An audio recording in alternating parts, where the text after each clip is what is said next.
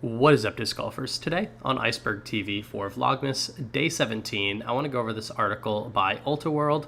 Transgender women grapple with new rules, mostly silence from pros and the industry. So basically, after that survey that the PDGA got a lot of flack for, they have ultimately come out with this decision, and it seemed mostly like a science-based decision that trans players will now no longer be able to compete in the FPO division. And they're receiving some backlash from parts of the community, and the players that support the decision are too afraid to reach out and give their honest opinion about it. I think Brodie Smith did a good job giving his opinion on the Grip Locked podcast, but ultimately most players are not doing a great job voicing their opinions on the situation. Brodie said, whichever way the PDGA would have decided to go, people would have been upset. I feel for Natalie because she is in a really difficult spot right now, but I don't agree with her statement towards other FPO players not trying to get better. So Natalie is lashing back with a GoFundMe fundraiser here. If you would like to donate to that, the link is in the description below. They've reached $10,005 of a $20,000 goal, and this is the GoFundMe description.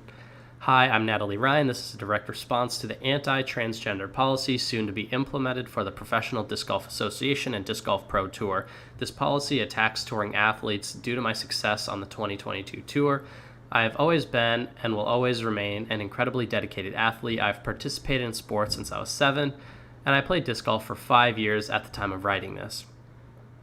If I had an advantage in the sport, my stats and my play would be better. The reality is that I'm not all that great, but I'm good enough to win, and that alone scared people into believing I was some monster.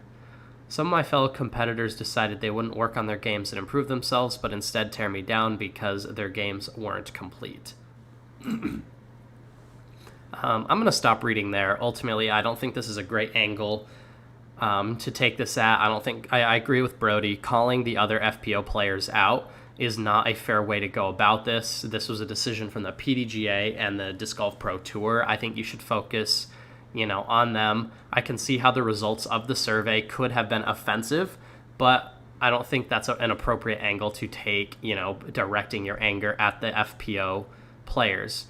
A lot of the FPO players work on their games and they practice a lot, so I don't think this is a logical statement.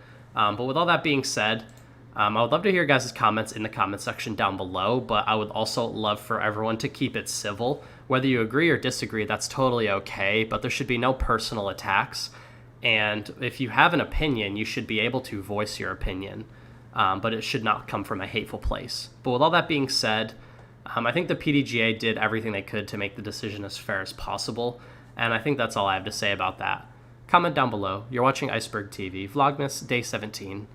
Take care.